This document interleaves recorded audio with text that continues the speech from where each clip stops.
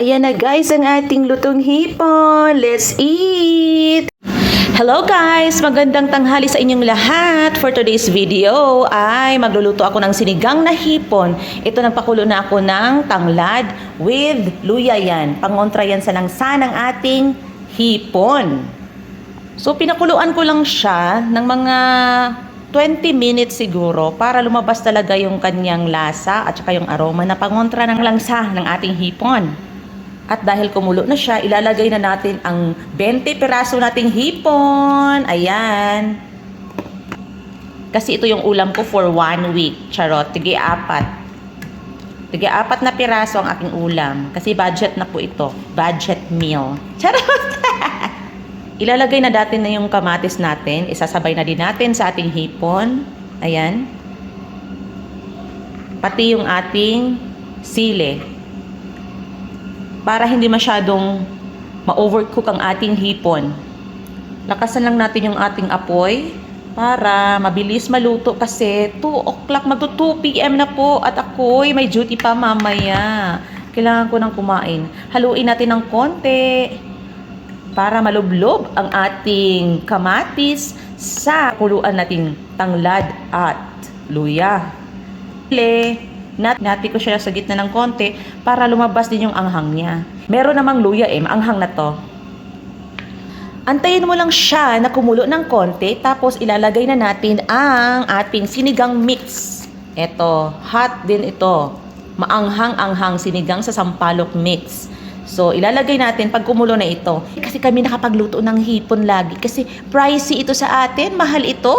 Mahal ang per kilo ng hipon. So, dito lang sa Saudi, medyo mura ang ating mga seafoods dito, kaya pwede tayo bumili ng kahit ilang kilo at pwede nating lutuin anytime. Ayan, medyo kumulo na ho siya. Ihalo lang natin itong kamatis, ididip natin sa ating sabaw. Tapos, ilagay na natin ang ating sinigang mix. Sinigang mix yan.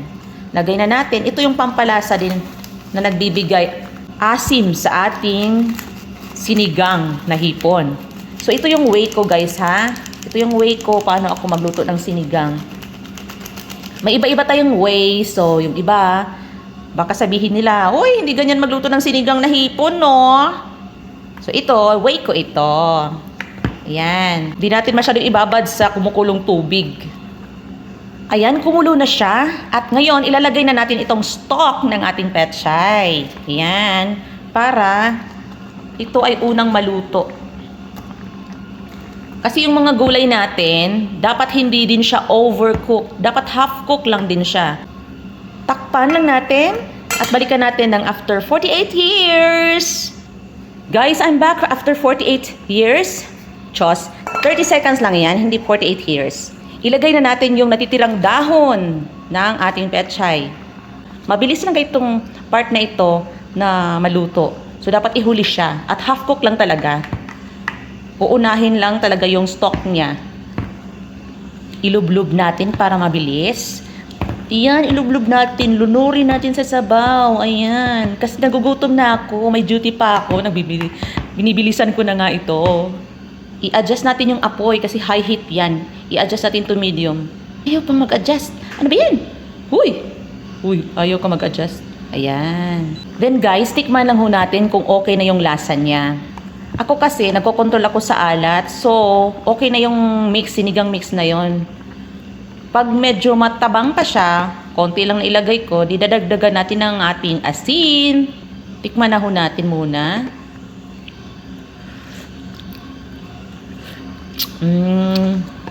Kulang pa ng konti ng alat. Konti lang, konting-konti. Guys, dahil nag-a-adjust tayo ng ating alat, nagbabawas tayo ng ating alat, mga 500 pirasong guti lang yon ng asin ng ating ilalagay, okay? Kailangan bilangin nyo yon dahil kasama yan daily diet. Tapos na ho yan at pa na natin ang apoy. Okay na po yan. That's all for today's video, guys. Let's eat sinigang na hipon. My version, sinigang na hipon my way. O, diba? Let's eat. Happy eating. Don't forget to follow, like, and share my videos. Thank you, guys. Bye.